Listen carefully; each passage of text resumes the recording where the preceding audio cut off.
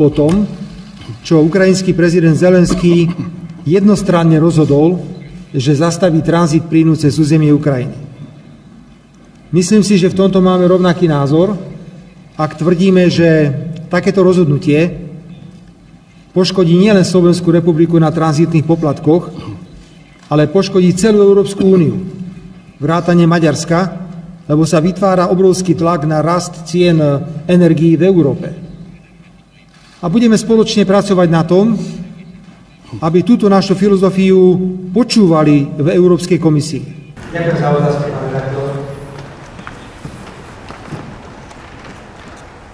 Ja chcem mať úctu v ukrajinskej strane a vždy to prejavuje v stretnutiach. Slovenská republika to prejavuje veľkou pomocou v Ukrajine.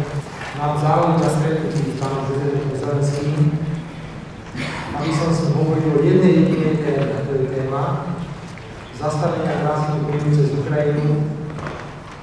My, Slovenská republika, máme eminentný záujem na pokračovaní tranzitu cez Ukrajinu smerom na Slovensko, nehovoriac o tom, že tento tranzit umožňuje aj tranzit iného ako ruského plynu a rovnako zachovanie tranzitnej trasy cez Ukrajinu umožňuje, aby v budúcnosti Ukrajina, ktorá hovorí o vlastných zásobách plynu, mohla tento plyn vyvážať z vlastného územia smerom na západ. Naďalej preto platí z mojej strany záujem stretnúť sa s pánom prezidentom Zelenským. Ale zdá sa mi, že tak Európska únia, ako aj Ukrajina, a pán premiér to pomenoval veľmi presne, ako by nechápali, čo sa v tomto svete deje.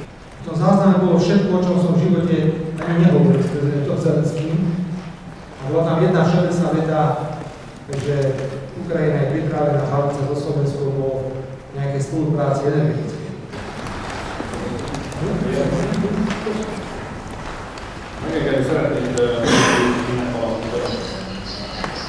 Kijev és ellenséges nyilatkozatok jönnek Kijevből, és ezzel ezeket a kérdéseket nem lehet megoldani.